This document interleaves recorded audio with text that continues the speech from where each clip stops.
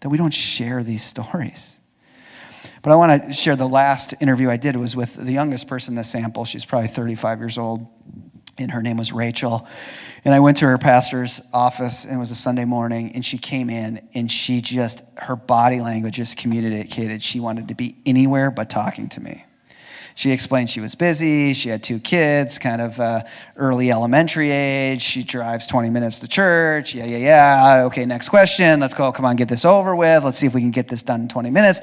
On and on and on it went. And I just thought, okay, this isn't going to work. That's okay. But I had one more question, so I thought I would ask it. And I said, so, Rachel, have you ever had an experience where you felt so deeply ministered to that you felt like it was the very presence of Jesus Christ? And her whole disposition changed, and she said, actually, I have. She said, I never told this story before. So I've been saying throughout this interview that I'm a single mom, but I've never told you why I'm a single mom. I'm a single mom because 4.5 years ago, my husband got on a plane and flew from Seattle to Chicago for a business trip.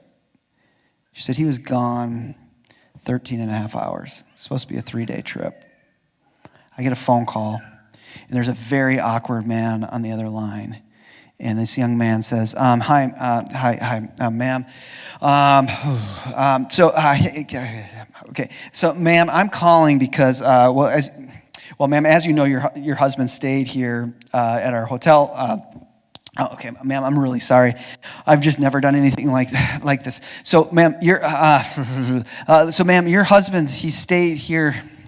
Ma'am, your husband stayed here last night, and well, ma'am, there seems to be a terrible accident. So, ma'am, I don't know how to tell you, ma'am, your husband is dead. Our cleaning crew went through your husband's room this morning. We saw something was terribly wrong. We called the ambulance. Ambulance came. They've pronounced him dead on the scene. My manager is dealing with it now.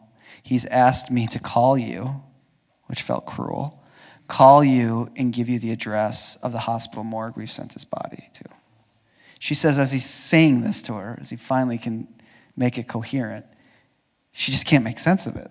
Like, it just doesn't make any sense.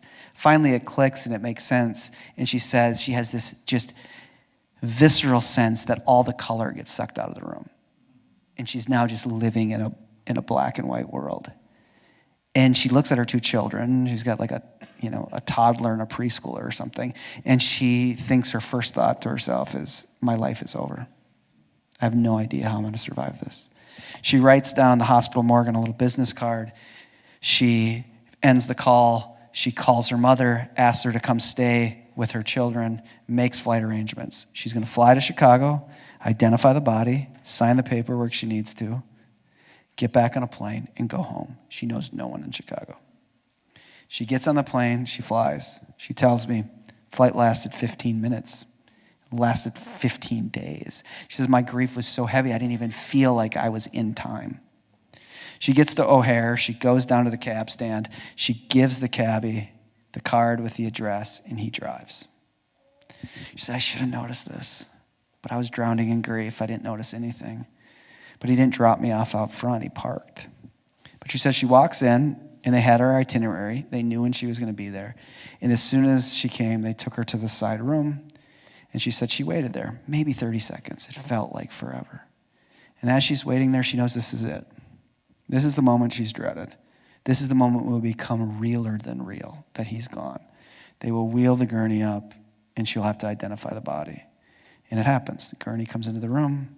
Man grabs the sheet to pull back and reveal her husband's body. And just as that's happening, she feels a hand on her shoulder. And she feels an arm come around the front with a water bottle. And she starts crying in her pastor's office. And she says to me, it was the cabbie. It was the cabbie. She said, I never felt more ministered to. I got back on that flight, and I didn't know how I was going to put my life back together. But I knew God had not abandoned me. I knew Jesus Christ would see me through. And then, like all the others, she said, I've never told anyone that story before. How long can the world go on?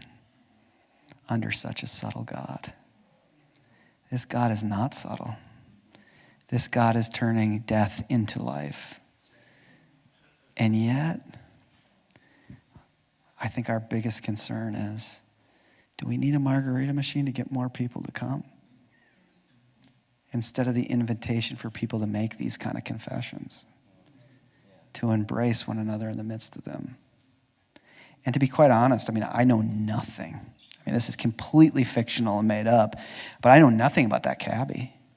But he needs a community to make sense of this. He needs to stumble into some church on a Wednesday night or a Sunday morning and be like, I got to tell you all what happened to me. I was on my last run of the day, been up all night making airport runs. I was going to make this last run and go home. Woman passed me the card with the address on it. I caught her eye in the rearview mirror, and I could just sense it. I could sense right away she was up against something. And then I knew that address. I knew it well. Because when my cousin Ronnie had his heart attack at work and died, that's where they took his body. And I remember my auntie throwing herself on the floor in grief. And something inside me, I don't know what it was. Maybe it was the Holy Spirit. I just heard it vividly. Don't leave her alone. Don't leave her alone. But I tell you, I don't know what I did. Maybe I didn't do it right. Maybe, I don't know. All I could think is just to put my hand on her shoulder and be there for her. He needs a community of people that says, behold, the Lord has moved. You have been a minister of the gospel of Jesus Christ. This is a gift to this community. This is not a subtle God. But this is a God who moves from underneath. This is a God who always moves from the cross, embracing suffering to bring life out of death.